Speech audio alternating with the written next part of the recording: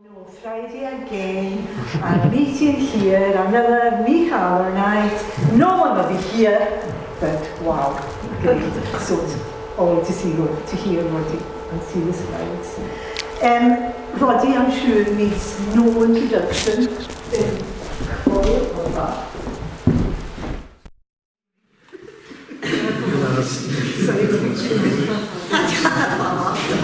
You're not falling away. Yes, as I say, Roddy doesn't need any introduction in the scale of Roddy is from Hull, as I'm sure nearly everyone here knows. And we also know in his role in Atlanta, he was, again, as everyone will know, the founding director of Atlanta. And we all have very happy memories of these early days. And he's now head of visual art and literature at Atlanta. He also, in 2020, won an award with his book, Bleak, the Mundane Comedy, which is a great title. And it was the best first book for that year at the Salter Society National Book Awards, which is quite an accolade. And it's a memoir. Some of you I'm sure have read it, and if you haven't read it, I recommend it. It's a memoir with a difference. There's much of interest and amusement from a local point of view and from a historical point of view, I'm afraid, Roddy, you know, a piece of history, mid-century local history. So without further ado, we're all looking forward to see the slides. Looking down and looking back. A great title. Thank you. Okay. We get the lights. Lights. Camera action. Ceart, well, I'm a bit nervous about coming back here. Last time I was in this building was almost exactly around the time that I'm going to be talking about tonight, from 1965 or 1966. Primary 4 probably. And I was very flattered to be asked, but I can't say I jumped at the chance because I didn't really know what I was going to speak about. I don't have a mastermind specialist subject, you know, especially on local history. There are lots of people much more qualified than I on that, Bill Lawsons and Malcolm MacDonalds of this world. But I do have something which everybody in the room has, which is a personal history, and the personal history is, of course, located right here. Start with a really slightly odd thing. This is a headstone which I came across. It's in the churchyard at Rodel, right at near the door at St. Clement's Church. And it wouldn't really mean anything to probably even the close family of the deceased there, Mary Ann McLennan. But it did to me because she died on the 31st of March 1956, and that's the day that some 50 miles up the road that I was born, in the end room at 23B Call. And I suppose it's just something that got me thinking about the stretch of history. I mean, between the two of us, there's 3 centuries there. She would have been born about 25, 30 years before the invention of the petrol engine, and saw 2 world wars, among other things, died in the nuclear age. And here we are in the 21st century. So it's a long, long time, and an awful lot can happen, not in a long time, but also in a short time. And the other thing as to what I thought about, I might talk about, actually went back to my very first days at the Monitor. And among the exhibitions that we showed then, there was a box of aerial photographs. There were 3D photographs. You put 2 of them side by side. You looked at them through a kind of pair of stereoscopic spectacles, and it all popped up. And I was one day, Colin Malik is married to my first cousin Alison. I'd come in and we were looking at it, and he was looking down at it. And he asked me, as we were looking at Cole, he said, when was the East taken. And I looked and I said, well, I was taken on the 25th of May, 1960. I think it was the 25th of May. And he said, you're joking. I said, well, no, why would I be joking about it? He says, that's my birthday. So we had the strange experience of actually being in a plane, looking down at Out End Call and Tyke Column Wool, in the knowledge that in that house he was either just been born or was in the process of being born. So it was almost like a biblical Star of Bethlehem moment. This is the first picture. You know, they all come in a binder, and it took quite a long time to get a kind of bearing and an orientation. And in a way,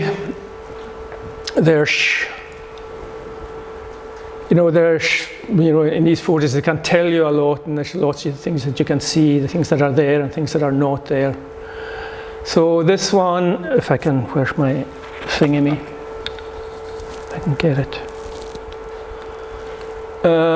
This is the main road going up here. This is a Swedish house. This is about where we are just now. This would be the house where I was born, and this is the lower road, Roddy Murray. Yatrua, Katrina, and along there, and then heading on down to Vartiska. I'm trying to figure it out as to when these pictures were taken. I think either 65. Looking at it, what you're seeing are ploughed fields, so that suggests it's a spring. These are all potatoes being planted, which doesn't really happen anymore, of course, among many other things that don't happen. And what you'll see as well through many other photos is, of course, is peat stacks. You know, each house pretty much throughout this has two shadows. One is the shadow of a peat stack behind them as a kind of winter fuel, and you'll see the peat markings up there. I mean, it's not so clear. And the other shadows are black houses, which were in some states of ruin, but as we go closer, that's a slightly better close-up. I'll probably talk about these earlier slides a little more than the others, because I mean, that's basically my universe growing up, you know, in the first early years, primary school. And go through all these houses, Tavunit, Inasati, Poman, Donichayant, Muriel Archaeology, or Taiparapra it was. I think when I was born was John Morton MacLeod, and his family were living there. His son Ian is on my board of directors now. John Neal was in my class in school, of course. Grandsons of John Finlay MacLeod from the Isle there. There's a house here, which is just derelict.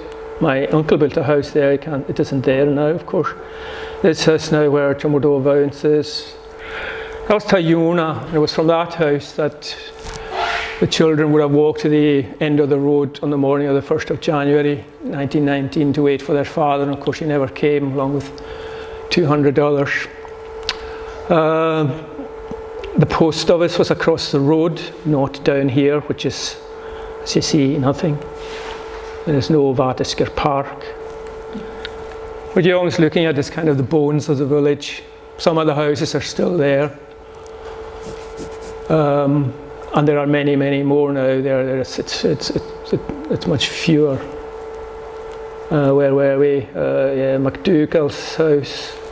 McDougall is kind of very good and upright, staunch, and we found him a very intimidating and kind of quite a severe fellow as children. He was an elder in the church, so I would have put him about a notch below the minister, who was Macaulay at the time. And probably in all of these, this is the only house in the village that I had never been in. We wouldn't go for Halloween, and we certainly wouldn't go at New Year. And the only time I've actually been in it was when Anna Murray and her husband, her then husband, Tim Pickering, had it, and they had a sort of housewarming, and I was talking to her about it. And I said, you know, have you been to the well yet? And she didn't know what I was talking about. And actually, the well for the village is just down there, right across from their house. And it's well, come on, I'll show you. So you probably need a bit of a machete to get through it, but you went there, and it's still there. And that was the village well, because back then, you know, occasionally when making posh tea or guests or something, you'd go and get water from the well, because the water from the tap was dark brown, and if you had a bath on a Sunday night, you could barely see your body in it. then beside that, almost the polar opposite of MacDougall. I don't know why it's called MacDougall. It's not, surname wasn't MacDougall, it's Stewart, so why people call him that, I have no idea. In the same way, like, you know, Ulster Young Kennedy in my year was called Billy, so I don't know, go figure. The polar opposite was this house, a grand house with a white wall, which was in this book, or small, very heavy drinker. I wrote about him in my book. And he died, despite the ministries of my first cousin Christine one New Year, pretty much as the effects of that lifestyle. The Lasking House, the Rushanok, I got pictures of him later on. Rushanok saved my life. One down there that you can't really see. This is a kind of bog, basically. And we were playing there around the Christmas holidays one time, was frozen over. It was really just liquid soil with a kind of skin of grass over it, which had frozen, and I fell through that. And he, right up to almost my neck, and I couldn't get out, and he pulled me out. The last king, the warrior's house, Mrochagush, John Alikush, and Peggy, my auntie, lived there. Heikel, Carloch, Tyrick, and Charlie, Heenak. This was Bailey's house. My mother used to come along to this house on Thursday nights to watch Top of the Pops. And Maina, who was Bailey's wife, he was a Cockney, and he came here during the war and ended up staying here, married. She was a very dry, droll woman. Women didn't smoke in these days, but she did, and smoked roll-ups and got on famously well with my mother.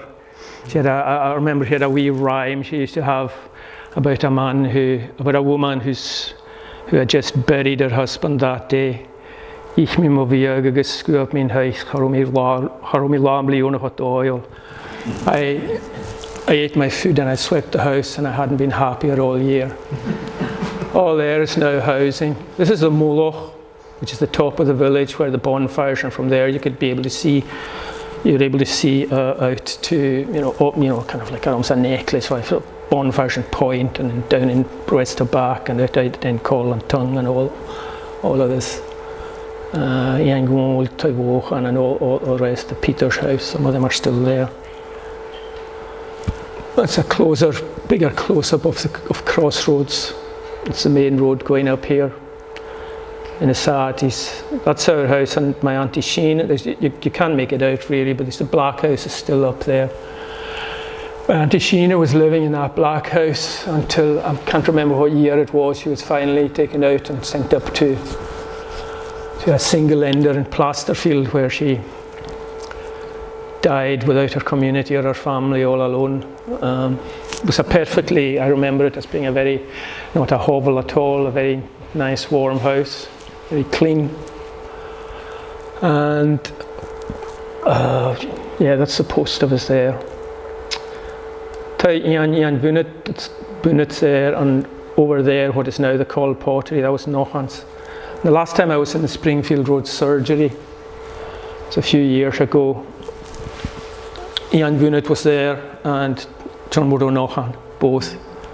Speaking to Ian on the way out, and actually within a matter of months they'd both died. Again, this is still, I think, again, what you don't see in aerial photographs is, you don't smell it. The villages, I suppose, you look at all these peat stacks, they're slightly depleted, so that again suggests that it's, the end of the winter coming into spring. And you wouldn't, for instance, hear anything, but if you walked through that village, what you'd be hearing mostly would be shickety shick, shickety shick, shickety shick, and that's looms. So that's Alikush's loom shed. Morochagush had a loom shed there. There's a loom shed here over in one of the previous, just off screen there with in the Sadi, that's a loom shed, and many more that I maybe don't remember. And this is a shop which is, and probably where the car park of Coll Pottery is now, Buin is a Vili. And I can't remember that, this is a general store. Anyway. That's just again where the the post office and the shop, and Gordon's place is now, and all of this is where Vatsker Park is. That's the kind of view looking towards the main road from around that area. The post office will be off there to some side, up towards Crossroads. People cutting hay, gawking. This is a higher up shot. I like this one particularly. Again, this relates quite a lot to a story in my book, actually. The high road, the main road is down here, for instance. What we're looking at is out End Call. So this road, there's lots of housing down here now. The crossroads will be over here somewhere. And that's Kenny Skiano's house, the last house out there. And this was Tayavar. I don't know, there was this thing, I don't think I ever saw the bar, or know who he was, but there seemed to be this kind of running joke about him, like Javar, which seemed to be a kind of suggestion that you were a stranger to the truth, or prone to exaggeration, or something like that. But anyway, in the story in the book, and kind of relates to what it's like. I related to being a parent myself now and having young children, but we would have been about, I suppose, 8 or 9 years old. We set off at about 7 o'clock in the morning, myself, my brother Ian. Aldi Ruag, who was a little older, who Nisati's son, from beyond the crossroads, about 7 o'clock. Didn't have a car, hardly anyone who did. We set off, we walk all the way out here, right out there, then the road ends, pretty much a peat road here, out there, down there. We go round to follow the road, the Col River, goes all the way out, follow all the way out there. And again, and I think it's out there, Slochan Eskeel. This is Slochan Yelan, which is the headwater of the Col River. So we walked out there, which kind of an unimaginable thing for me to think of any of my kids ever having done anything like that. It's just getting them out of bed is enough work. But this is what was considered adventurous and recreation, and maybe my father would have enjoyed doing it better on his own. He's a keen fisherman, but anyway, we went out and went off until eventually, after walking for, I suppose it must have been 2 hours, if not more, after a heavy moorland there. In fact, that loch looks a lot closer than it actually is. You just got a glimpse of it there. We finally arrived. I mean, again, you walk 2 hours out and then you just sit beside a loch for another 6 hours or something, and then you walk 2 hours back or whatever. But we did, and we set up and got all the roads and all that, and Aldi Ruag was the first person to get his Buddha. Had to change his name in the book for whatever legal reasons. Also, I don't know if poor Aldi ever read a book. And he set up his rod and like that, and the next thing, and he set to cast and slammed the hook and the lead right into the back of my leg, into the crook of my leg, right in past the bar with a worm on it and everything. And so the day was kaput, and even worse, my father had to carry me all the way back over there, and then I had to find a car to take me in town and take me to the hospital, not the hospital, a doctor, and get this taken out. So that's that. Colin Thompson, this is where your house would be now. That's the road down, and that's the road up that's the main road again with the church. And this is Alan Hannichvik. Yeah. Incidentally, if anybody wants to stop and interject or correct me or contribute, feel free to do so. This is Alan Hannichvik used to be in there quite a lot. Alan Hannichvik, so he was Alan's son of wee Kenneth, son of, I suppose, Big Kenneth. It's a patronymic way. And then this road which joins up later on.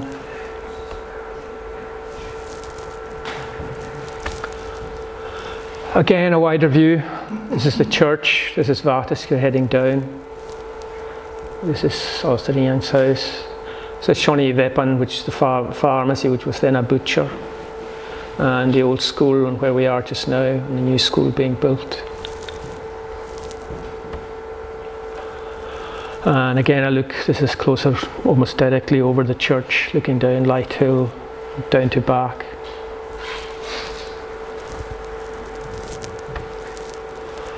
And this is Swedish House. This is pretty much, I suppose, essentially the building that we're in right now, and this is the old school.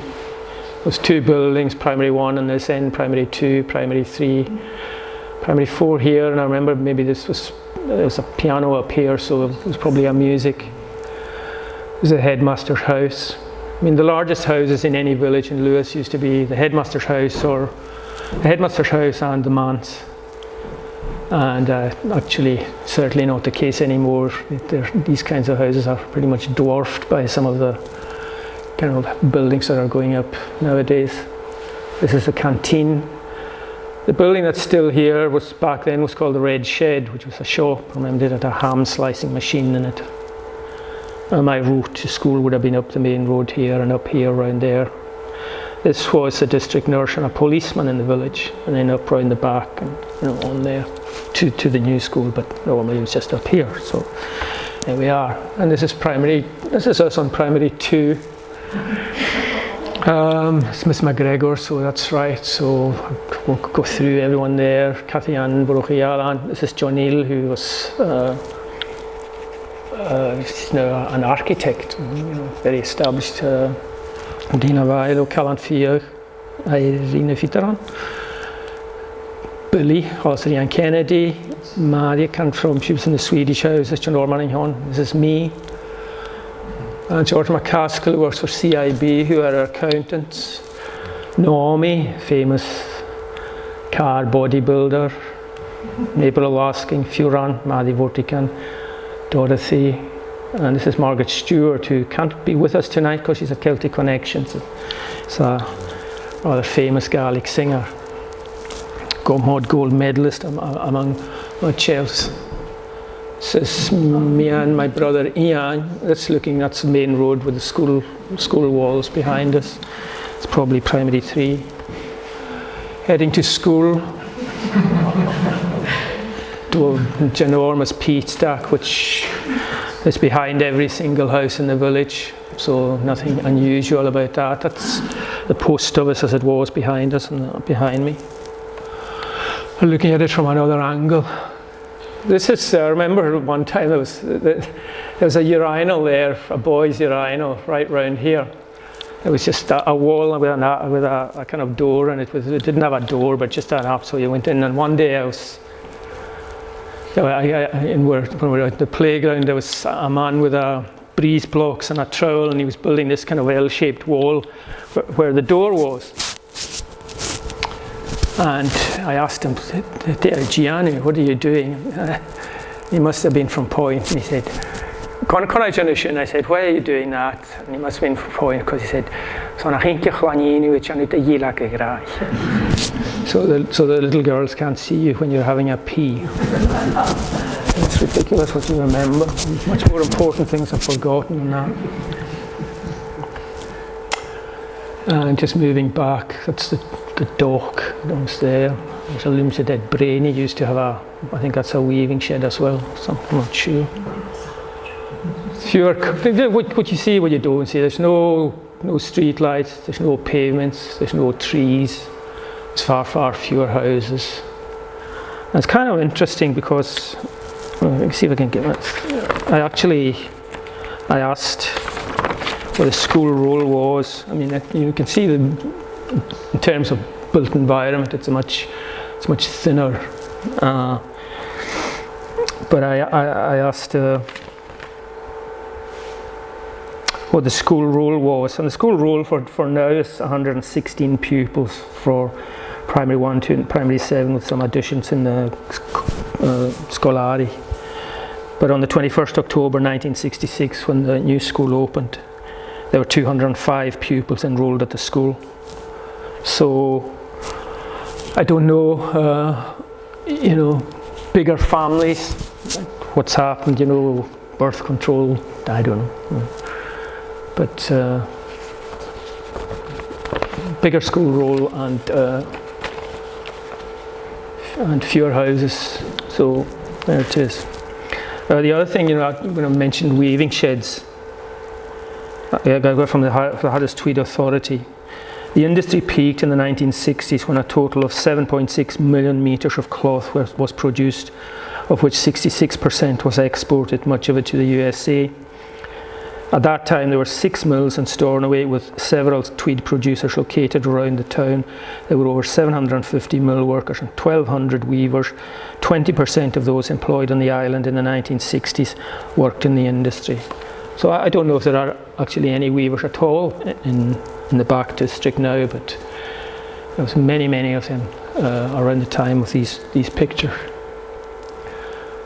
Again, it's also kind of lots of little white bits that you don't notice. And these are sheep, and the sheep were allowed in the village, and we found them a bit of a plague. There were no gardens either. People had allotments, so you didn't grow flowers, you grew turnips and carrots and potatoes and things. And there wasn't a lawnmower in the district. The only person in the world I knew of who had a lawnmower was my granny up on New Street, and that was one of these push things that took a bit of effort. Now it's just the soundtrack of Strimmers as soon as the sun comes out. And looking further, there's the school now. You see the new school more, and this was being built by Kenny Buller. It opened in October 1st, 1966. So I'm guessing this is either earlier in the year of that year, when people still thought having a flat roof was a good idea in Lewis. I think I only spent 3 years in this school, and it was beginning to show wear and tear and dampness even then. It took Angus Grimm a campaign of a good few years to actually get it properly roofed and watertight again. Football pitch, peat stacks, tight hooks. He was in the year above me in school. He died a few years ago. And moving back, this is the main road and back. And off rear, turn rear, like just a higher. And heading down to the Gress River, and the Pollock and down there. This would be the Buller's house. Kenny Donna Buller was living there. There's actually housing there now as well. This is the main street and back. Kind of quite built up. Again, you can't really make them out so much, but see all of these are all black houses.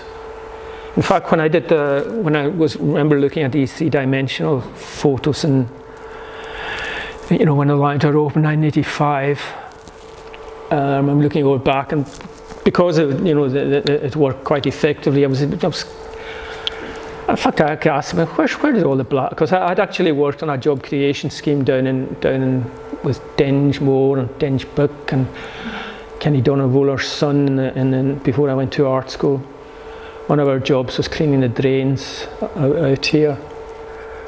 So I was kind of reasonably familiar with the territory and I couldn't understand where all the black is. I asked somebody, where did all the black houses go? And it reminded me that there had been a job creation scheme in the 70s to get rid of them all and demolish them or whatever, I don't know. That's a bit of a close-up. I don't know what that is, because it's a high concentration of vehicles for the time. Shoreshoy, so that's where the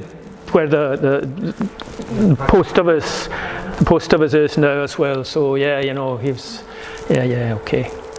No. That's McCarthy's house. All right. On the right-hand side, Shoreshoy, and see that tractor and lots of vehicles there. With the. Mm-hmm. Yeah. Today, beside James Ago. Yeah. Oh. Okay. Yeah. Got you there.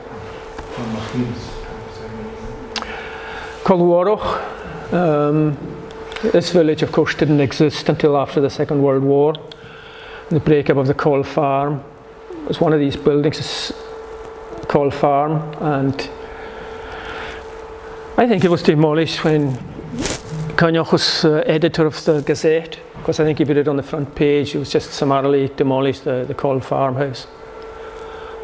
This is the road. The main road is here, and this is going down into Colwarach and up there. What are all the light-coloured? I don't. Is that lime? I don't know. We used to have lime. There was a lime scheme then. They used to put lime on the ground. I know how cows beat it. I feel that would be so. I'm not sure. It could be daisies. I don't know. This is the glen and the out end call on the other side. So again, many fewer houses. Well, yeah, again, what you don't see is the people. These are just a couple I pulled out at random. This is John O'Donoghue, who I mentioned earlier. Spread. Is that also Roag or is that also Roag?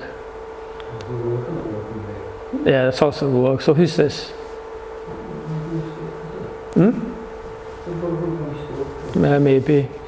Bash, Old Roddy, Donny Giant. Just all in their Sunday best for a walk on a Sunday. Who's at the far end of the bar? Sorry.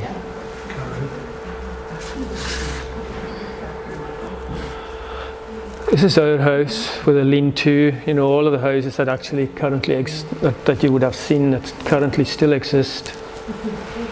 Now have extensions, but you know, mostly they just had a scullery out the back like this. My uncle called me on. Is this Cleland or is this more? Okay, Picky Woollock. Okay. All right. Morag Giant. Don't know who this is.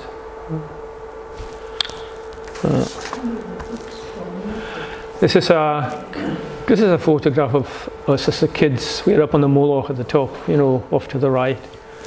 This picture became a bit famous in the house because of I think it was my brother Donald who was showing my mother who it was, and he was going through all the names, and Shanian and Alistair Yamhandi and Donald and Cunyoch and Ushon and Donny and Roddy, and that's John Alec or a dog.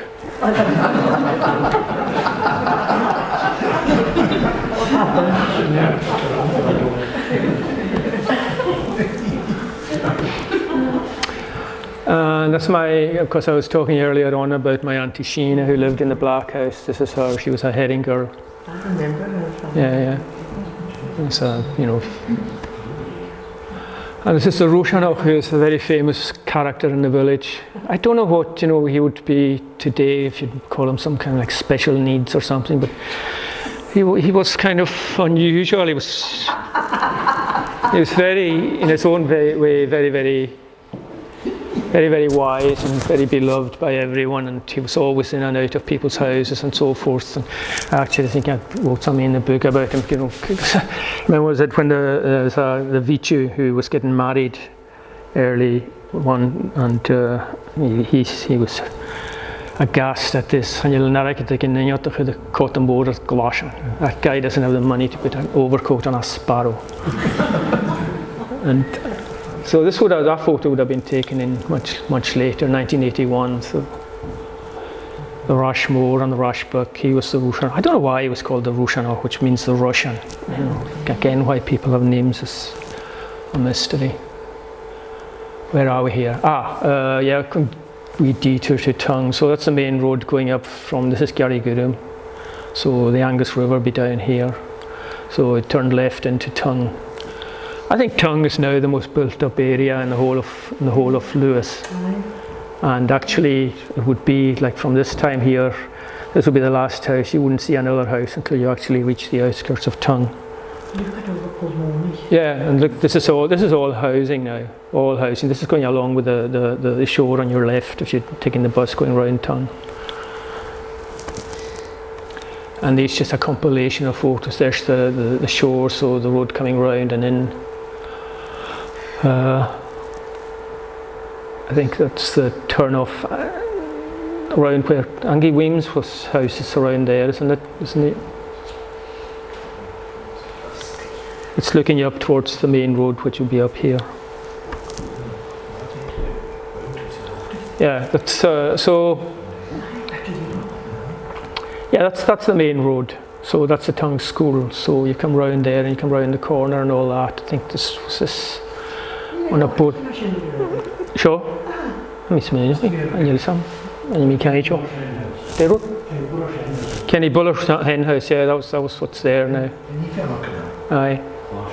Yeah. I was looking for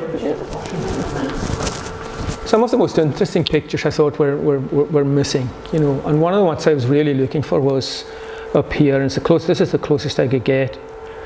You know, there's the main road goes down, you know, so you can't see Fort Terrace. I don't think it had been built, and then the main road down there.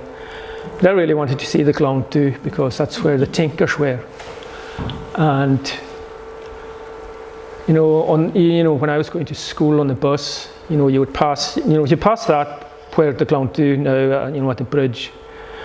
There's nothing but trees. You know, if you didn't know, you'd never think there was anything there. You would never know that there was a kind of almost like a small village of hovels, really, without, you know, turf roofs and corrugated iron banged together, no running water, no electricity, nothing like that. You know, they would come on the bus. You know, they would be kind of their faces kind of coloured by peat and all the rest. And I've never seen a picture of anywhere of that, although it was almost like a small shanty town. I mean, tinkers they tend to get called travellers, but they're more like, you know, what they were doing is kind of scavengers. They would go around all the sheds, the weaving sheds, and they would get in the fuyakin, which is the detritus that collects the oily cloth that accumulates at the bottom of the looms, and the cuttings and offcuts of tweeds, and there'll be, you know, what they would now call recycling, and also scrap and so forth. So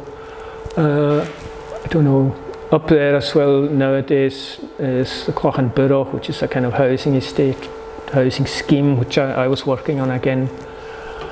MacLeod of Skye, that would have been back in the mid-70s, I think it was. Grace, I think this is the top of Bainiaver, I think. It's hard and not so well kent in this area, so, but you know, the same things, you know, the peat stacks, the patterns. There's a kind of highfalutin word I quite like called palimpsest.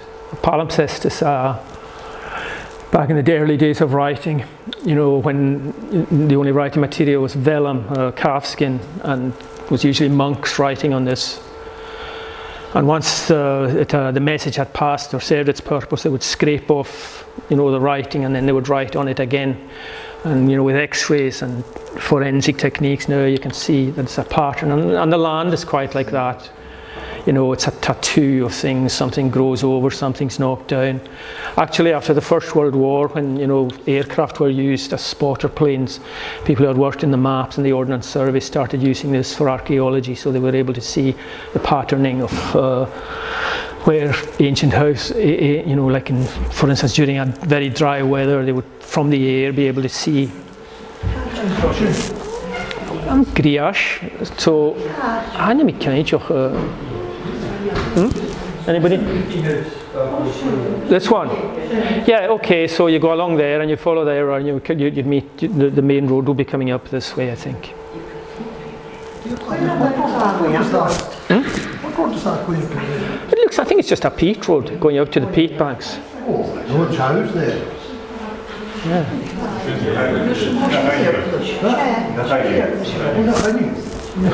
Catch. Yeah, sure.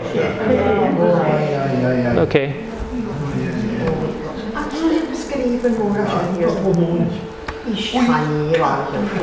All right, so I think that's the main road, and again there, and the branch off there to the thing. It's kind of, you know, when I was looking for Grace, I thought I would another. Yeah.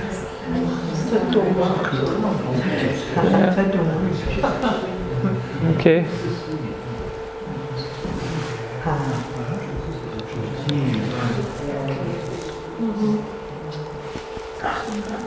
Let's look. And again, carve. All right.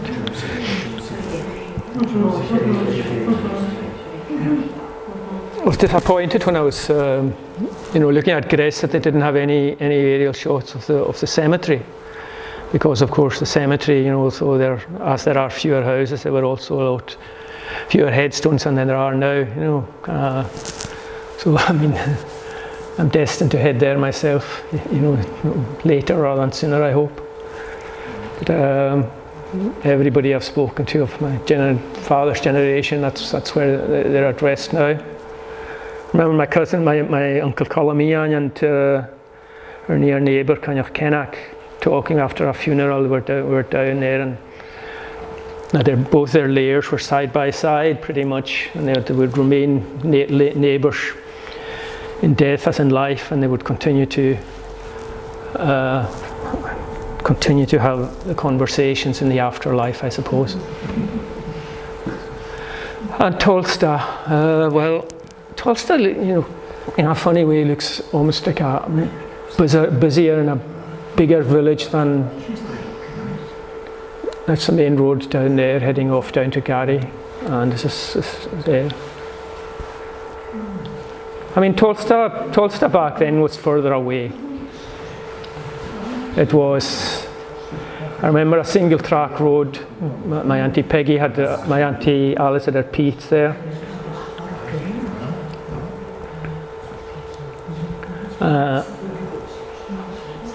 Katrina Murray, she gave a talk. Katrina Murray was giving a talk about the Bushnach, and one of her theories as to why Tolsta was the epicenter of it is it's just so detached. It's at the end of the road. It's not on the way anywhere, and it's a lot further away back then than it would have been back in. But it's a lot further away back then than it is now, with a straight road and transport and all the rest. Again, I think these roads that are there are all kind of unsurfaced roads. They're just heading out. They don't look surfaced. It wouldn't surprise me. I remember my mother saying that when she was growing up, the tarmac road ended up at Garriguru, just up, where the tongue road starts. And there's, I don't know Tolsta well enough to. I can tell, for instance, that's the main road from quite high up, and that's the village as it is, the main village, and then heading down to where that long pier in the middle of nowhere is. But busy.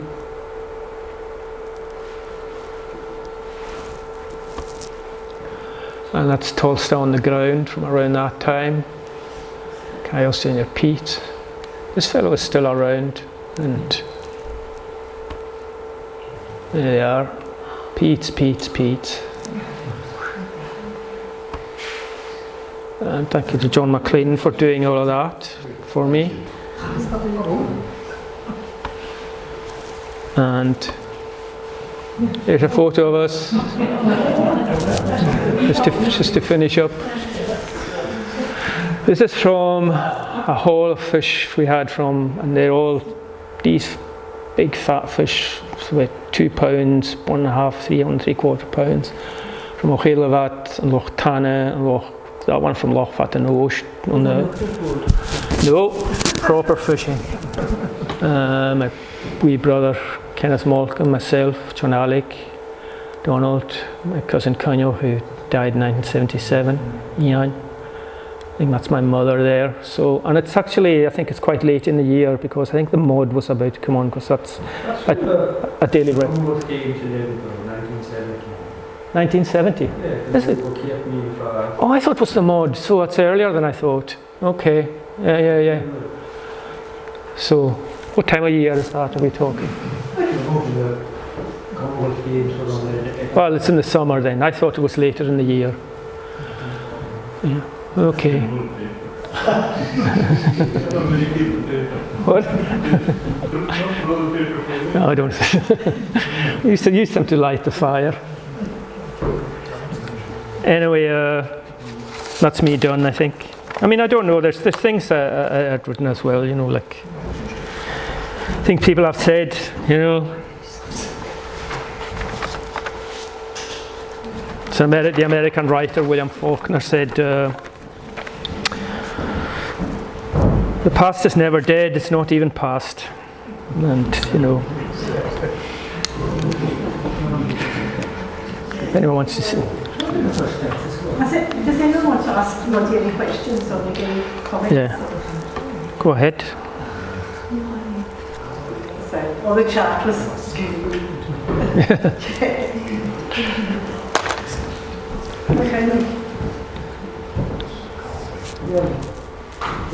When did the first fences go?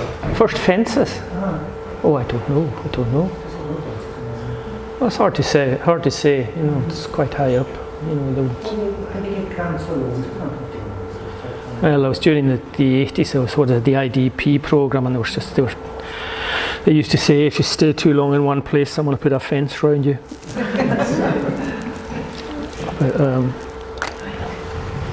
But change is it's incremental, really. You know, you think of it as being a kind of big things that happen. But actually, it's just almost kind of slow notice, and it's only, you know, you don't know how far you've gone until you look back, and you know, you don't notice around this time of year, you know, like it's getting brighter, like 2 minutes extra every day, and until then, sometime in February, you think, oh, it's getting it brighter, or seeing a picture of yourself and thinking how young you looked, and something similar. Oops. Kenny's going to say a few words. I've been asked to propose a vote of thanks, and it's not difficult at all after having seen that and almost seen my part of my own life flashing in front of the dates you were referring to there. I remember them all too well, which I think were pretty old, and I remember most of the people you were referring to there, and you were asking about MacDougall. Yeah. But apparently, the name MacDougall, he was an agent for MacDougall's furnishings, and he used to provide, sell cabinets and things like that. In fact, I remember him coming to our own house with a cabinet at one time. That's what I was told then. Okay. Bicycles. Oh, bicycles. Oh no, it wasn't a bike. They were repairing a bike, and there was 4 or 5 on round about, and nobody could repair the bike. And they said, "Report to MacDougall," and that's how he was named MacDougall. Well, that's what I heard. But anyway, it wasn't a bicycle. It was a little piece of furniture. That's that. And it was interesting, really interesting to see that the new school was. I am so old that I was never in the new school. Oh, right. And I also remember the place you were talking about, the Bathurst School, where the boys went do what they had to do when they were in a hurry. Competitions there, see who could go higher up the wall and things like that. It's really interesting, but I think the thing about something like that is you really want more time to sit and look at them each individually. And maybe we'll be able to get access to them that way, because it just shows how things have changed in our lives. And it's a snapshot of time, but it's also a telling story of our social history in the islands, you know, looms, peat stuff, all that kind of thing, and also things from above as well, which is so interesting. And you know, on behalf of the community, and I'm sure I speak on behalf of all of us who have had the privilege to have been here tonight, to say thank you very much indeed for providing for that most of the this evening.